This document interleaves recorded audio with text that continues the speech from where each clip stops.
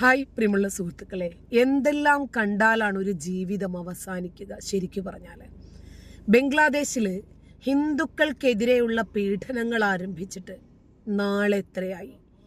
India പറയുന്നു, America പറയുന്നു, വിവിധ രാഷ്ട്രങ്ങൾ പറയുന്നു, നിങ്ങൾ ഈ ചെയ്യുന്നത് ശരിയല്ല, ഈ തെണ്ടിത്തരം അവസാനിപ്പിക്കണം.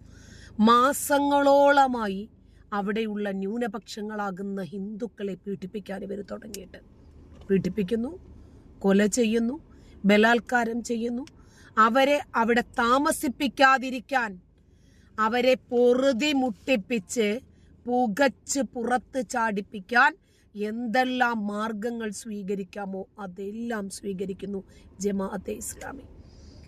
ഇടക്കാല സർക്കാരായ യൂനിസ് സർക്കാർ നോബൽ സമ്മാന പുരസ്കാരം വാങ്ങിയ ആളാണ് പോലും, പക്ഷേ മിണ്ടാൻ പറ്റുന്നില്ല.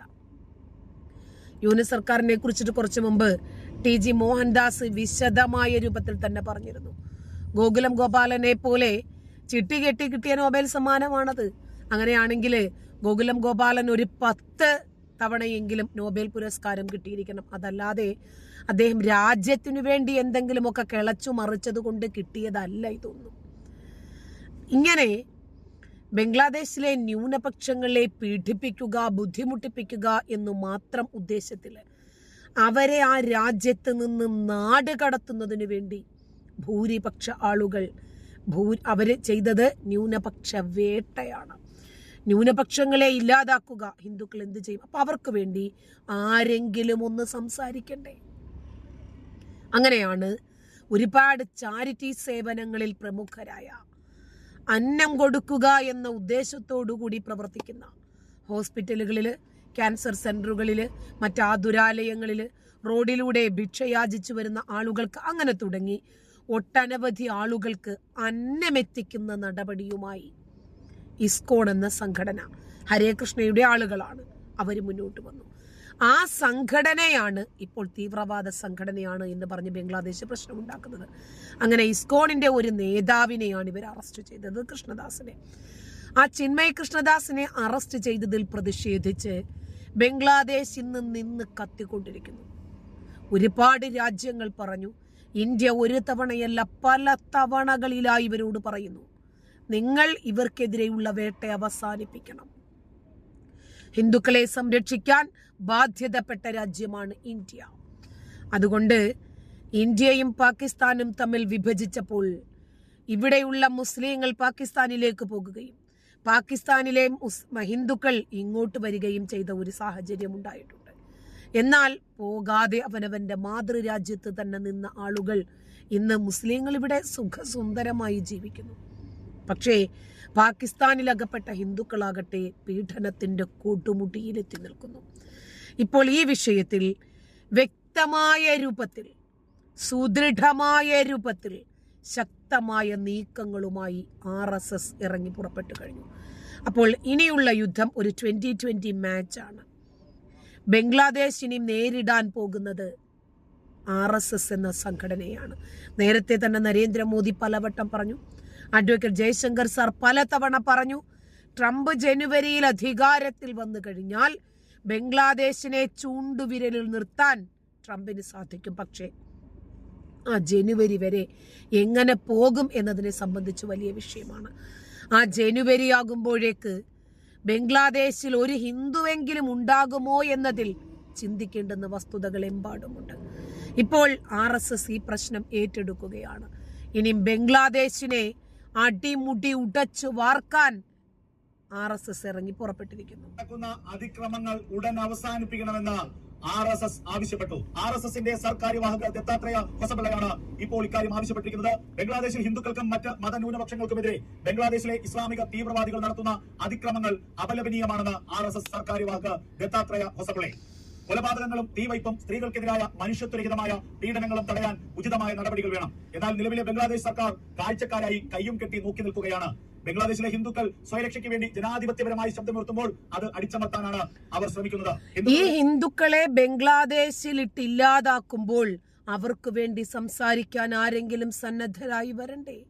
ആ ഒരു ദൗത്യമാണ് ഇസ്കോൺ എന്ന സംഘടന ഏറ്റെടുത്തത്. അവരുടെ നേതാവാണ് ചിന്മയ് കൃഷ്ണദാസ്. അദ്ദേഹത്തെയാണ് ഇപ്പോൾ അറസ്റ്റ് ചെയ്തത്. അതിന് പിന്നാലെ മറ്റൊരു സന്യാസിയെ കൂടി ഇപ്പോഴിതാ അറസ്റ്റ് ചെയ്തിട്ടുണ്ട്. അതായത് ന്യൂനപക്ഷങ്ങൾക്ക് വേണ്ടി ആരും സംസാരിക്കാൻ പാടില്ല. അതാണ് ബംഗ്ലാദേശിന്റെ നയം. സമാധാനപരമായ പ്രതിഷേധത്തിന് നേതൃത്വം നൽകിയ ഇസ്കോൺ സന്യാസി പൂജ്യ ശ്രീ ചിന്മോയ് കൃഷ്ണദാസ് ജിയെ ബംഗ്ലാദേശ് സർക്കാർ അറസ്റ്റ് ചെയ്തത് അന്യായമാണ്. ഹിന്ദുക്കൾക്ക് നേരെ നടക്കുന്ന അതിക്രമങ്ങൾ ഉടൻ അവസാനിപ്പിക്കണമെന്നും ദത്താത്രേയ ഹൊസബളെ ആവശ്യപ്പെട്ടു. പൂജനീയ ചിന്മയ് കൃഷ്ണദാസ് ജിയെ ജയിലിൽ നിന്ന് മോചിപ്പിക്കണം. സർക്കാർ വിഭാഗ് ബംഗ്ലാദേശ് സർക്കാരിനോട് പ്രസ്താവനയിലൂടെ ആവശ്യപ്പെട്ടു. ബംഗ്ലാദേശിൽ ഹിന്ദുക്കൾക്കും മറ്റ് മതന്യൂനപക്ഷങ്ങൾക്കുമെതിരെ നടക്കുന്ന അതിക്രമങ്ങൾ തടയാൻ സാധ്യമായ എല്ലാ ശ്രമങ്ങളും തുടരാനും ഇക്കാര്യത്തിൽ അന്താരാഷ്ട്ര പിന്തുണ നേടുന്നതിന് ആവശ്യമായ നടപടികൾ കൈക്കൊള്ളാനും ഭാരത സർക്കാർ തയ്യാറാകണം.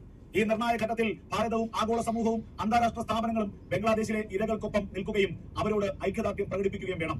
അതാണ് സത്യം പറഞ്ഞാൽ ലോകത്തിന്റെ മുഴുവൻ മനുഷ്യ മനസാക്ഷിയും ഇപ്പോൾ ബംഗ്ലാദേശിലെ ഈ പീഡിപ്പിക്കപ്പെടുന്ന ജനതയോടൊപ്പം നിൽക്കേണ്ടതുണ്ട്.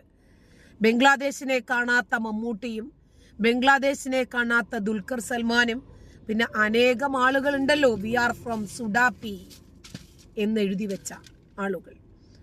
അതുപോലെ റാഫയിലേക്കും ഗാസയിലേക്കും കണ്ണും നട്ടിരിക്കുന്ന ആളുകൾ ഇതെങ്ങനെ കാണാനാണ്? ആഗോള സമാധാനത്തിനും സാഹോദര്യത്തിനും ആവശ്യമായ സാധ്യമായ ശ്രമങ്ങൾ നടത്താൻ ബന്ധപ്പെട്ട സർക്കാരുകൾ തയ്യാറാകണമെന്ന് ദത്താത്രേയ ഹൊസബളെ ആവശ്യപ്പെട്ടു. ഇതാദ്യമായിട്ടാണ് RSSന്റെ ഇടപെടൽ വളരെ ഗൗരവമുള്ളതാണ്. കാരണം ഇതാദ്യമായിട്ടാണ് ഇത്രത്തോളം കടുത്ത ഭാഷയിൽ ബംഗ്ലാദേശ് ഭരണകൂടത്തോട് RSS ഒരു കാര്യം ആവശ്യപ്പെടുന്നത്. RSS ആവശ്യപ്പെടുന്നു എന്ന് പറഞ്ഞാൽ അത് ഇന്ത്യ ആവശ്യപ്പെടുന്നു, ഇന്ത്യയുടെ ഭരണകൂടം ആവശ്യപ്പെടുന്നു എന്ന് തന്നെയാണ്. RSS ആണ് രാജ്യം ഭരിക്കുന്നതെന്ന് നമുക്ക് വ്യക്തമായി അറിയാം. RSSന്റെ ഒരു സ്വയം സേവകനാണ് രാജ്യത്തെ പ്രധാനമന്ത്രി എന്ന് നമുക്കറിയാം. RSS പറയുന്നത് നരേന്ദ്രമോദി പറയുന്നത് തുല്യമാണ്, അല്ലെങ്കിൽ RSS പറയുന്നതിനപ്പുറം നരേന്ദ്രമോദിക്ക് പറയേണ്ടതില്ല. അതുകൊണ്ട് തന്നെ ഇപ്പോൾ ബംഗ്ലാദേശിന് നൽകിയിരിക്കുന്ന അവസാനത്തെ അന്ത്യശാസനമാണ് RSS ഇപ്പോൾ പറഞ്ഞിരിക്കുന്നത്. ബംഗ്ലാദേശിലെ ഹിന്ദുക്കളെ, ബംഗ്ലാദേശിലെ ഹിന്ദുക്കളായ സ്ത്രീകളെ, ബംഗ്ലാദേശിലെ ഹിന്ദുക്കളായ കുട്ടികൾക്കെതിരെ നടക്കുന്ന മനുഷ്യത്വഹീനമായ പ്രവൃത്തി, അവിടെയുള്ള ഇസ്ലാമിക ഭീകരവാദികൾ നടത്തുന്ന, തെരുവുകളിൽ പോയി നടത്തുന്ന ഏറ്റവും വലിയ അതിക്രമം, അതിന്റെ കൈയും കെട്ടി നോക്കി നിൽക്കാൻ ഭാരതത്തിനാകില്ല എന്ന് വ്യക്തമായി പറയുകയാണ് ഇപ്പോൾ RSS. നേരത്തെ ഇന്ത്യ ഒരു തവണയല്ല പല തവണകളിൽ നരേന്ദ്രമോദി ഇതേ കാര്യം തന്നെ ബംഗ്ലാദേശിനോട് പറഞ്ഞതാണ്. പക്ഷെ ബംഗ്ലാദേശ് അത് കേൾക്കാൻ തയ്യാറായില്ല എന്ന് മാത്രമല്ല, അതിനത്രമാത്രം വിലയെ നൽകിയുള്ളൂ. യഥാർത്ഥ വില ബംഗ്ലാദേശ് ഇനിയും നൽകാൻ പോകുവാണ്. ഒരു മുന്നറിയിപ്പ് ബംഗ്ലാദേശിനുണ്ടായിരുന്നു. ഇന്ത്യയുടെ വിദേശകാര്യ വക്താവ് തന്നെ ഇക്കാര്യം പറഞ്ഞതാണ്. എന്നാൽ അതിനേക്കാൾ കൂടുതൽ കടുത്ത ഭാഷയിൽ ഇപ്പോൾ ബംഗ്ലാദേശിന് അന്ത്യശാസനം നൽകിയിരിക്കുന്നു RSS. RSSന്റെ അന്ത്യശാസനം ബംഗ്ലാദേശിന് ഇപ്പോൾ ലഭിച്ചിരിക്കുന്നു. ഇനിയും ഹൈന്ദവ വേട്ട തുടരുകയാണെങ്കിൽ ഭാരതം ഇടപെടും. ഇനിയും ഒരു ഹിന്ദുവിന് ബംഗ്ലാദേശിൽ ദുരിതമുണ്ടാകരുത്. ഇസ്ലാമിക ഭീകരവാദികളെ നിലയ്ക്കു നിർത്താൻ ബംഗ്ലാദേശ് സർക്കാർ തയ്യാറാകണം. ഇടക്കാല യൂണിറ്റ് സർക്കാർ കൈയും കെട്ടി നോക്കി നിൽക്കുന്ന നടപടിയിൽ നിന്ന് പിന്മാറണം. ആഗോള തലത്തിലുള്ള ഇടപെടൽ ഉണ്ടാകണം. ബംഗ്ലാദേശിലെ ദുരിതമനുഭവിക്കുന്ന മതന്യൂനപക്ഷങ്ങൾക്കൊപ്പം ലോകം നിൽക്കണമെന്നും ഐക്യരാഷ്ട്രസഭ നിൽക്കണമെന്നും RSS ആവശ്യപ്പെട്ടിരിക്കുന്നു. ഇവിടെ ഇസ്രായേൽ ഹമാസ് യുദ്ധത്തിലും അതുപോലെ തന്നെ മറ്റു യുദ്ധങ്ങളിലുമൊക്കെ അനാവശ്യമായി ഇടപെടുന്ന ഐക്യരാഷ്ട്രസഭ എന്തുകൊണ്ട് ഈ വിഷയത്തിൽ ഇടപെടുന്നില്ല? ബംഗ്ലാദേശിലെ മതന്യൂനപക്ഷം ഐക്യരാഷ്ട്രസഭയ്ക്ക് എപ്പോഴും താല്പര്യം ജൂതനെതിരെ എന്തെങ്കിലുമൊക്കെ പ്രമേയങ്ങൾ പാസ്സാക്കാനായിരുന്നു. കാരണം അപ്പുറത്ത് കൊല ചെയ്യപ്പെടുന്നത് തീവ്രവാദികളാണല്ലോ. ആ മതഭീകരർക്ക് വേണ്ടി സംസാരിക്കാനാണ് എല്ലാ കാലത്തും ഇത്തരം സംഘടനകൾ തയ്യാറായിട്ടുള്ളത്. കഴിഞ്ഞ എത്രയോ കാലങ്ങളായി ഇത്തരത്തിലുള്ള അതിക്രമങ്ങൾ നടക്കുന്നു. അവിടെ ഹിന്ദുക്കൾക്ക് നേരെ, ഹിന്ദുക്കളുടെ വീടുകൾക്ക് നേരെ, ഹിന്ദുക്കളുടെ ഓഫീസുകൾക്ക് നേരെ, ഹിന്ദുക്കളുടെ കെട്ടിടങ്ങൾക്ക് നേരെയൊക്കെ ഹിന്ദുക്കളുടെ നൂറുകണക്കിന് ക്ഷേത്രങ്ങളാണ് ബംഗ്ലാദേശിലെ ഈ അവാമി ലീഗിന്റെ പ്രവർത്തകരെ ഉൾപ്പെടെയാണ് ജമാഅത്തെ ഇസ്ലാമി എന്ന് പറയുന്ന തീവ്രവാദ സംഘടന അടിച്ച് തകർത്തത്. എന്നിട്ട് ആരപലപിച്ചു?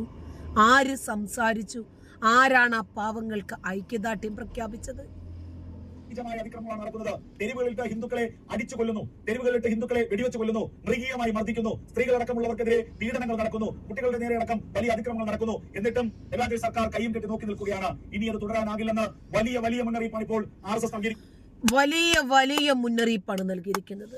പല തവണകളിലായി നരേന്ദ്രമോദി ഇതേ വിഷയം തന്നെ ഇവരോട് അവതരിപ്പിച്ചതാണ്. അപ്പോഴൊന്നും മുഖവിലക്കെടുക്കാതെ സമാധാനത്തിന്റെ നോബൽ പ്രൈസും കെട്ടിപ്പിടിച്ച് യൂനിറ്റ് സർക്കാർ അങ്ങനെ നിന്നു. അപ്പോൾ മതതീവ്രവാദികൾക്ക് ആരുടെ തലയെടുക്കാനുമുള്ള അനുമതി കിട്ടി. അങ്ങനെ അവർ ഇറങ്ങിത്തിരിച്ചു.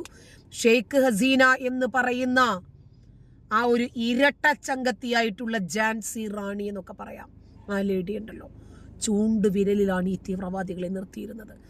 എന്നാണോ അവർ കിരീടവും ചെങ്കോലും ഊരിവെച്ച് ആ സിംഹാസനം വേണ്ട എന്ന് വെച്ച് എടുത്തുപേക്ഷിച്ച് ആ മുൾക്കിരീടം അവിടേക്ക് തന്നെ ഉപേക്ഷിച്ചിട്ട് ഇന്ത്യയിലേക്ക് കടന്നത്, അതോടുകൂടി ബംഗ്ലാദേശിന്റെ അടിത്തറ ഇളകി എന്ന് പറഞ്ഞാൽ മതിയല്ലോ. ഈ നന്ദികെട്ട വർഗം ആദ്യം ചെയ്തത് ബംഗ്ലാദേശ് എന്ന രാജ്യത്തിന്റെ രാഷ്ട്രപിതാവിന്റെ പ്രതിമയുടെ മുകളിൽ കയറി മൂത്രമൊഴിക്കുകയും ആ പ്രതിമയെ അടിച്ച് തകർക്കുകയുമാണ് ഈ നന്ദികെട്ട വിഭാഗത്തിന് കിട്ടാവുന്നതിൽ വെച്ച് ഏറ്റവും വലിയ ശിക്ഷ നരേന്ദ്രമോദിക്ക് കൊടുക്കാൻ സാധിക്കുമെന്ന പ്രത്യാശയോടെ കാത്തിരിക്കുന്ന ലോകരാജ്യങ്ങൾക്ക് നല്ല രൂപത്തിൽ ആശ്വാസകരമായ ഒരു മറുപടിയാണിത്. നന്ദി.